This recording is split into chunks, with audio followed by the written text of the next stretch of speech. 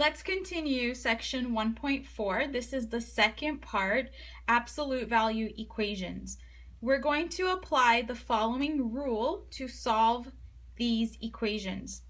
So this rule applies to absolute value with an equation. So given a positive number c, if you have an absolute value equation like absolute value ax plus b equal to c, then in order to solve, we have to rewrite the equation so that we don't have absolute value. And you're going to rewrite it in these two ways, where ax plus b, the part that's inside the absolute value, that stays the same for both. And we just change the sign of our number. So one equation has positive c and the other equation has negative c. And then we solve each equation separately and we get our solution. Let's take a look at the first example. So we have absolute value x plus 3 is equal to 2. You might ask, how come I can't just subtract 3 from both sides?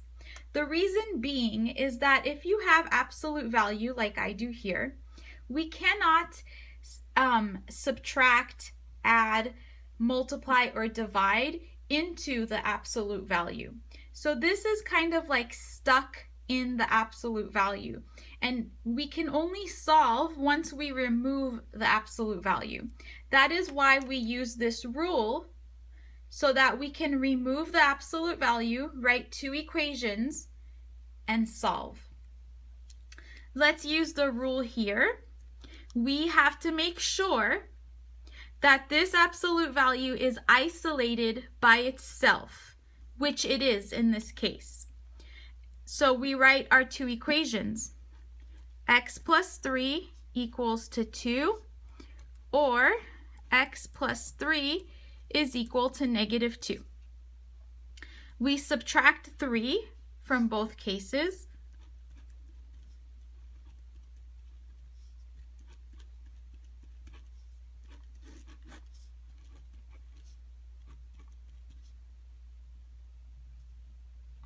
I forgot to put the negative, so it should be x plus 3 equals negative 2.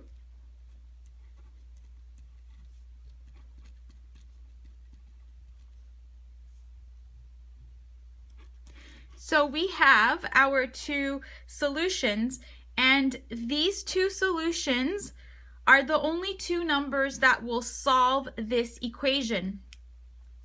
Let me show you how to check really quick.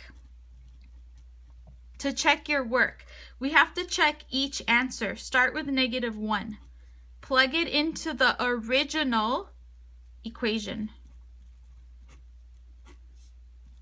And check, is the left side equal to 2? If the left side is equal to 2, our answer is correct.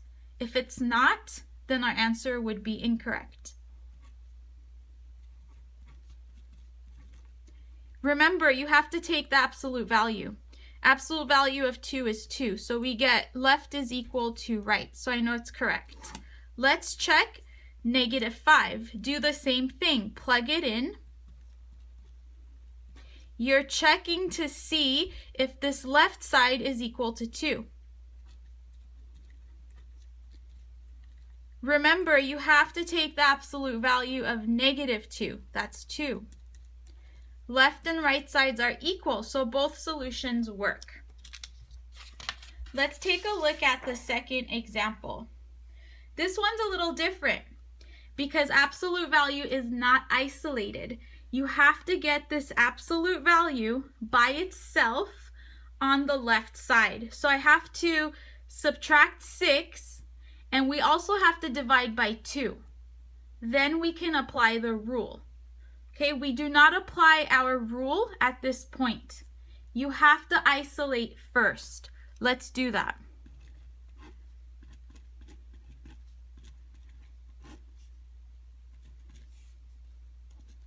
So I subtracted 6, and then we also have to divide by 2, both sides.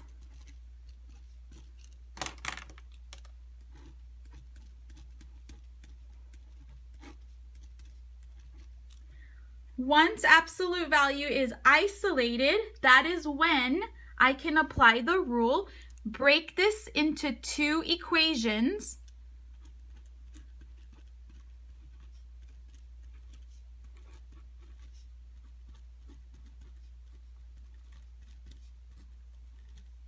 and then we solve each equation, we get our two solutions, and we're done. We need to add 3 for both.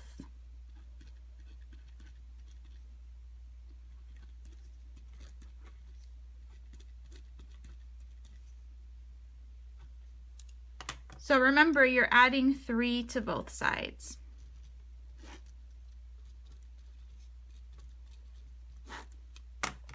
Now, how do you get x by itself? You have to essentially get rid of this fraction. Multiply by 4 on both sides for both equations. Multiply by 4 and I get x equals 20, or we get x is equal to 4. So we have our two solutions. There's one more type of problem, and that's the problem where you have absolute value on both sides of the equation. So if absolute value is on both sides, we can still use the rule that we've been using. It's the same exact rule. You will write just two equations, leave the left side the way it is,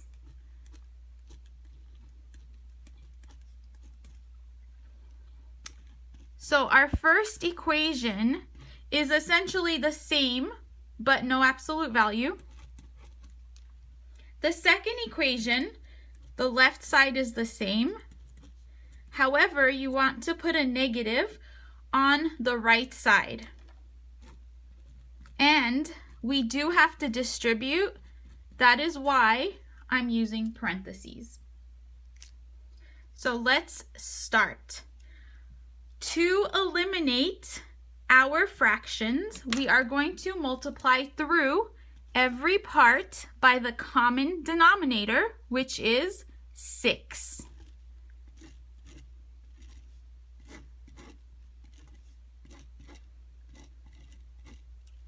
So remember, 3 goes into 6 2 times. 4 times 6, 24.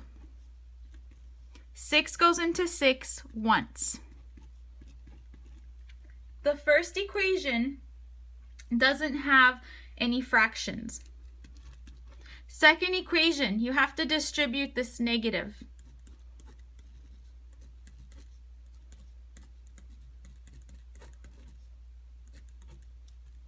Okay, then we have to multiply by 6, the same thing as the first equation.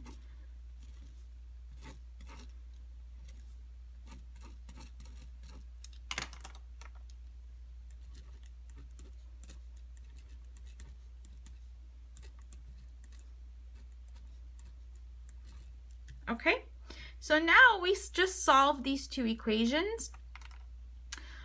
Let's subtract 2x and subtract 6.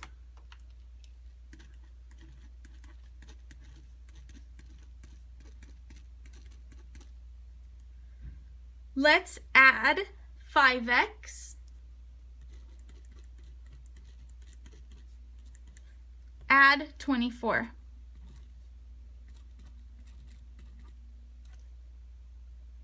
Going back, combine your like terms.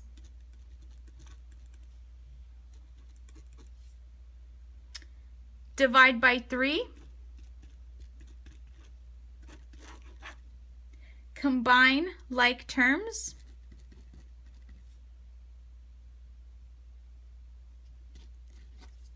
Divide by 7.